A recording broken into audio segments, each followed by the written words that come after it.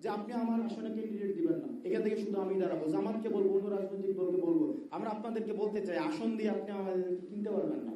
আরে নির্বাচন টাইমলাইন নিয়ে তো আমার সমস্যা নাই, আমার নির্বাচন নভেম্বরও হোক, ডিসেম্বরও হোক, জানুয়ারি হতে হোক, এটা আমার কিচ্ছু আসা যায় না, কিন্তু নির্বাচন এই রুলস অফ গেম চেঞ্জ করে নির্বাচন হতে হবে।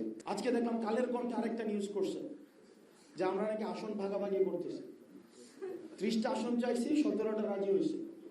আমি নির্বাচন যত দ্রুত সম্ভব তত দ্রুত হোক, আমার কিচ্ছু আসা যায় না, কিন্তু অবশ্যই সেটা গণপরিষদ নির্বাচন হইতে হবে। একজন রাজনীতিবিদ বলেছেন যে বিভিন্ন ব্যবসায়িক প্রতিষ্ঠান থেকে নাকি আমরা টাকা নিয়ে আসছি। আমি আপনাদেরকে চ্যালেঞ্জ দিলাম, বাংলাদেশের যতগুলো ব্যবসায়িক প্রতিষ্ঠান আছে, দুর্নীতি তো ক্লিন দুর্নীতি তো করা যায় না, হয় ব্যক্তি নিজে এসে সাক্ষ্য দিবে এই বাংলাদেশের এই 64টা জেলার কেউ না কেউ নিজে এসে সাক্ষ্য দিবে সে আমার কাছ থেকে টাকা আনছে, তাই না? অথবা এটা নথিপত্র থাকবে, কোনো না কোনো নথিপত্র তো নিশ্চয়ই থাকবে, এটার অডিও থাকবে, না হয় ভিডিও থাকবে, না হয় সিসিটিভি ফুটেজ থাকবে, কোনো না কোনো নথিপত্র তো থাকবে। অথবা ব্যক্তি নিজে এসে সাক্ষ্য দিবে যে হচ্ছে কি সে দুর্নীতি করছে, আমার কাছ থেকে টাকা নিয়ে আসছে। নাকি একদম হাওয়ার মধ্য দিয়ে দুর্নীতি করা যায়? আমি চ্যালেঞ্জ দিচ্ছি, পুরো বাংলাদেশের এই পুরো 1 বছরে একজন ব্যক্তি একটা নথিপত্র, একটা প্রমাণ যদি দিতে পারে যে হাসনাত আব্দুল্লাহ বা তার সহযোদ্ধারা যে দুর্নীতি করেছে, আমরা রাজনীতি থেকে ইস্তফা দিয়ে দেব, ইস্তফা দিয়ে দেব, 1 টাকা। এখন আপনারা মিডিয়াতে ছাড়বেন, যা জানা গেল, জনশ্রুতি রয়েছে, শোনা গিয়েছে 300 কোটি টাকার দুর্নীতি সম্পর্কে যা জানা গেল, একটা পরে হচ্ছে এই যে ক্লিক বেট জার্নালিজম, এগুলা কোন উদ্দেশ্য করছেন এটা আমরা বুঝি, এটা কার প্রেসক্রিপশন আমরা সেটাও বুঝি, এটা নিয়ম কি আমরা সেটাও বুঝি। আমরা আপনাদের শত্রু না, আপনারা যারা আমাদেরকে শত্রু জ্ঞান করছেন, আমরা আপনাদের শত্রু না, আমরা বাংলাদেশটাকে সুন্দর করতে চাইছিলাম, কিন্তু আপনারা হচ্ছে প্রতিষ্ঠিত হাজার হাজার কোটি টাকার দুর্নীতিবাজের সাথে আমাদেরকে ইকুয়েট করার চেষ্টা করছেন বিভিন্ন ভাবে। আপনারা স্টেট মেকানিজম ব্যবহার করার মধ্যে আমাদেরকে সমান করার চেষ্টা করছেন। এটার যে মূল্য আমাদেরকে চুকাইতে হবে, সেই জায়গা থেকে আজকে দেখলাম কালের কণ্ঠে আরেকটা নিউজ করছে যে আমরা নাকি আসন ভাগাভাগি করতেছি, 30টা আসন চাইছি, 17টা রাজি হয়েছে। আমি অনেকগুলা, এখানে আমার বিভাগেরও শিক্ষার্থী আছে যারা হচ্ছে এখানে এখন সাংবাদিকতার সাথে যুক্ত হয়েছে, আমাদের এগুলো পড়াইছে, আমরা তো রেফারেন্সিং বুঝি, পড়াশোনা ছাড়া তো এখানে আসি নাই। আমি অনেকবার নিউজটা দেখলাম, এখানে কোন রেফারেন্স ব্যবহার করা হয়েছে, কোন রেফারেন্সই দেওয়া হয়নি, মনে হয়েছে ফেসবুক স্ট্যাটাস। এভাবে যদি আপনারা চরিত্র হনন করার চেষ্টা করেন একটা রাজনৈতিক দলের, ডিবিসি একটা নিউজ চ্যানেল আছে, আমি নিজে দেখেছি, আমি নিজে সাক্ষী, 18 জুলাই 19 জুলাই কিভাবে ফোন দিয়ে দিয়ে ডিবিসি হচ্ছে, এবং আমার কাছে এখন প্রমাণ আছে যে কিভাবে হচ্ছে ভিডিওকে ডিস্টর্ট করে, তখন ডিজিএফ এর একজন মিডিয়া নিয়ন্ত্রণ করতে হাসনাত নামে একজন লোক, উনি কর্নেল, উনি লেফটেন্যান্ট কর্নেল খুব সম্ভবত ছিল, আমরা অনেকেই চিনতে পারেন। আপনার ওই দিন পদ্মায় কারা কারা ছিলেন? এখানে কি একজনও ছিলেন না পদ্মায়? একজন সাংবাদিকও ছিলেন না ওই দিন? অন্তত 30 জন সাংবাদিক ছিল পদ্মায়। আপনাদেরকে নিউজ কিভাবে লিখে দেওয়া হয়েছে, আমাদের সামনে নিউজ কিভাবে পরিবর্তন করা হয়েছে, এখন আমরা একই প্রেসক্রিপ্ট, এই যে প্যাটার্নটা আমাদের সাথে পরিচিত, আমাদের প্যাটার্নটা আমাদের সাথে পরিচিত, আমরা দেখি। এখন আপনারা যদি বলেন এই রুলস অফ গেম চেঞ্জ না করে আমরা আবার একটা নির্বাচনের দিকে যাব, এটা অসম্ভব। আমাদেরকে বলা হয় আমরা নির্বাচন পিছাইতে চাই, আরে নির্বাচন টাইমলাইন নিয়ে তো আমার সমস্যা নাই, আমার নির্বাচন নভেম্বরও হোক, ডিসেম্বরও হোক, জানুয়ারি হতে হোক, এটা আমার কিচ্ছু আসা যায় না, কিন্তু নির্বাচন এই রুলস অফ গেম চেঞ্জ করে নির্বাচন হতে হবে। আমার নভেম্বরে নির্বাচন হোক, 2 মাস পরে নির্বাচন হোক, আমি নির্বাচন যত দ্রুত সম্ভব তত দ্রুত হোক, আমার কিচ্ছু আসা যায় না, কিন্তু অবশ্যই সেটা গণপরিষদ নির্বাচন হইতে হবে। আমরা আবার একটা পুরনো একটা চোরতন্ত্রের মধ্যে আর ঢুকতে চাই না। একটা সরকার অর্ধেক পরিচালিত হবে পল্টন থেকে, অর্ধেক পরিচালিত হবে এফবিসিসিআই থেকে, অর্ধেক পরিচালিত হবে হচ্ছে আপনার এই যে গণভবন থেকে, একটু পরিচালিত হবে হচ্ছে বঙ্গভবন থেকে। এই ধরনের রাষ্ট্র ব্যবস্থা চাই না।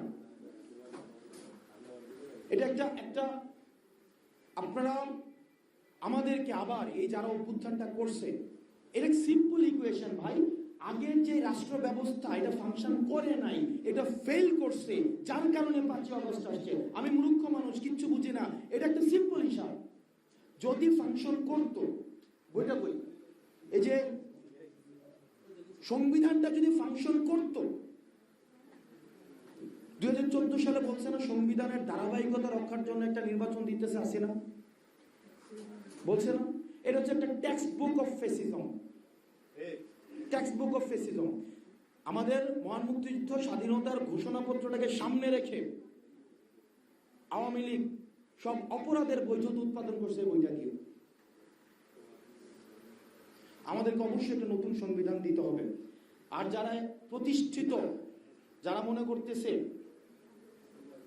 যে আমাদেরকে বাইনারি রাজনীতির বাইরে নতুন রাজনৈতিক দলের উত্থান হইতে দিবে না, আমরা আপনাদেরকে বলতে চাই, আসন দিয়ে আপনি আমাদের কিনতে পারবেন না। আসন দিয়ে কিনা সম্ভব না, আমরা বিক্রি হইতে আসে নাই, এটা ইম্পসিবল। আপনি মিডিয়াতে চরিত্র হনন করে আমাদেরকে কিনে ফেলবেন, মিডিয়াতে চরিত্র হনন করে গতকাল কাদেরকে পোস্ট দেওয়াইছে তাদেরকে কিনা যাবে, আমাদেরকে যাবে না। গত 1 বছরে একটা চ্যানেল, একটা মিডিয়া 1 টাকার দুর্নীতি ক্রেডিবল সোর্স থেকে প্রমাণ করতে পারছে, অভিযোগ দিতে পারছে, প্রমাণ দূরে একটা অভিযোগ। আজকে আমি কথা বলছি 16 আগস্ট, 8 আগস্ট সরকার গঠন হয়েছে, 1 বছর 8 দিন হয়েছে, একটা সোর্স দিতে পারছে? আপনারা পারবেনও না, কিন্তু আপনাদেরকে দিয়ে কিছুদিন পরে দেওয়ানো শুরু করবে, চরিত্র হনন করার চেষ্টা করা হবে, এবং আপনারা এগুলো লিখবেন, এটা আমরা জানি, যদি এই এক্সিস্টেন্স সিস্টেম বিদ্যমান থাকে। সেই জন্য প্রত্যেকটা রাজনৈতিক দলকে বলবো, এনসিপি দায়িত্ব নিয়ে বলছি, এই কোনো সিট নেগোসিয়েশনের মধ্য দিয়ে, এটাও তো একটা মধ্যরাতের নির্বাচন, আর এই নির্বাচনের মধ্যে পার্থক্য কি?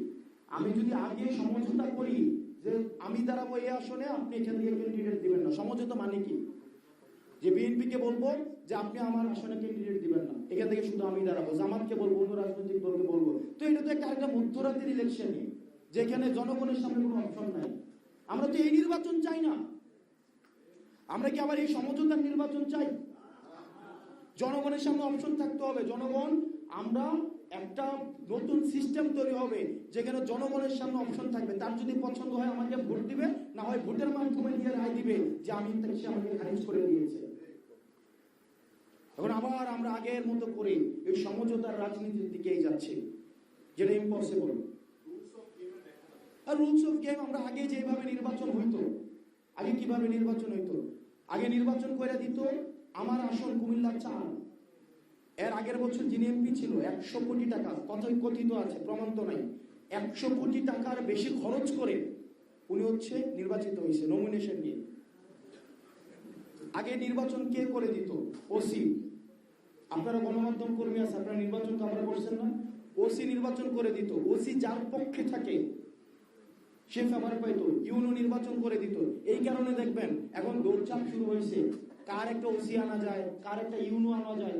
আমার ওসি আমার পক্ষে থাকবে কি থাকবে না, ইউনো আমার পক্ষে থাকবে কি থাকবে না। ওসি ইউনো যদি পক্ষে থেকে নির্বাচনকে ম্যানিপুলেট করা যায়, তাহলে ওই আমার রুলস অফ গেম কেমনে চেঞ্জ হইল? জনগণ হচ্ছে নির্বাচন একমাত্র হচ্ছে ম্যানিপুলেট করতে পারবে, এই ক্ষমতাটা শুধু থাকবে জনগণের কাছে। এখানে আম্পায়ারের ভূমিকা পালন করবে হচ্ছে প্রশাসন। আমরা দেখছি আম্পায়ারের জায়গায় প্রশাসন খেলোয়াড়ের ভূমিকায় অবতীর্ণ হয়।